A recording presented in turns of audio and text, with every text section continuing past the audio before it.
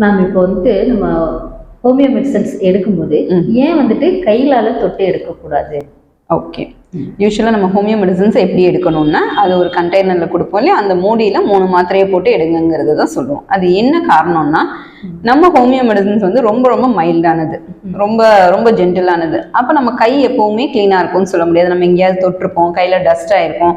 அப்போ நம்ம அதோடவே எடுக்கும்போது மெடிசனோட எஃபெக்ட் குறைஞ்சிடக்கூடாது, அவ்வளோதான். அதனால தான் கையில் தொடாமல் மூடியிலே 3 மாத்திரை எடுத்து வாயில போட்டு சாப்பிடணும்னு சொல்லுவோம். Okay ma'am. இப்போ மெடிசன்ஸ் வந்து எடுக்கும்போது அதுக்கு பர்டிகுலர் டைமிங் இருக்கா? அதாவது சாப்பாட்டுக்கு முன், சாப்பாட்டுக்கு பின் அந்த மாதிரி? கண்டிப்பா மெடிசன்ஸ் யூஸ்வலாக வந்து பிஃபோர் ஆர் ஆஃப்டர் ஃபுட் எப்படின்னாலும் எடுத்துக்கலாம். ஒரு 15 மினிட்ஸ் ஆகும், அதாவது குறைஞ்சபட்சம் 15 மினிட்ஸ் ஆகும் கேப் இருக்கணும்.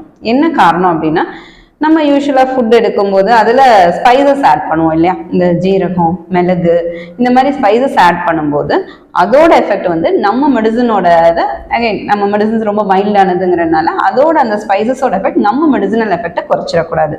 அதனால நம்ம சாப்பிட்ட உடனே அதை எடுக்கும்போது அதுக்கான வாய்ப்புகள் அதிகம் இருக்குனால சாப்பிட்டு ஒரு 15 மினிட்ஸ் அது கேப் விட்டுட்டு நம்ம மெடிசன்ஸ் எடுத்துக்கணும்னு சொல்லுவோம்.